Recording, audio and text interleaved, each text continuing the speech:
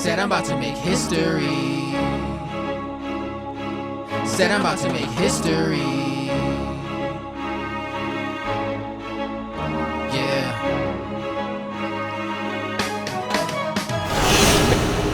On April 1st, 1967, George Dowell and several neighbors from North Richmond, California, heard 10 gunshots. Sometime after 5 a.m., George came upon his older brother, Denzil Dowell, lying in the street, shot in the back and the head. Police from the county sheriff's department were there, but no ambulance had been called. The sheriff's office reported that the deputy sheriffs Mel Brunkhorst and Kenneth Gibson had arrived at the scene at 4:50 a.m. on a tip from an unidentified caller about a burglary in progress. They claimed that when they arrived, Denzil Dowell and another man ran from the back of a liquor store and refused to stop when ordered to halt. Brunkhorst fired one blast from a shotgun, striking Dowell and killing him. For the Dowells, the official explanation did not add up, and community members helped the family investigate. There was no sign of entry, forced or otherwise, at Bill's Liquors, which was the store that Dowell had allegedly been robbing.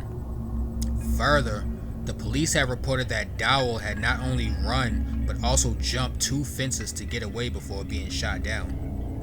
But Dowell had a bad hip, a limp, and the family claimed that he couldn't even run, let alone jump fences. A doctor who worked on the case told the family that judging from the way the bullets had entered Dowell's body, Dowell had been shot with his hands raised.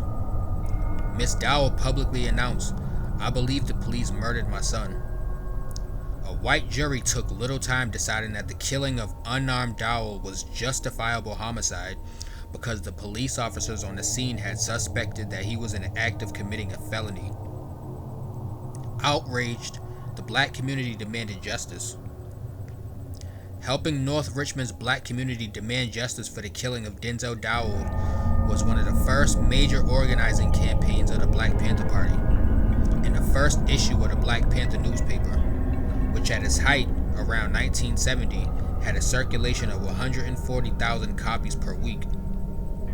It was titled, "Why Was Denzil Dowell Killed?" Anyone reading the story of Dowell today can't help but draw parallels to the unarmed black men and women regularly murdered by police.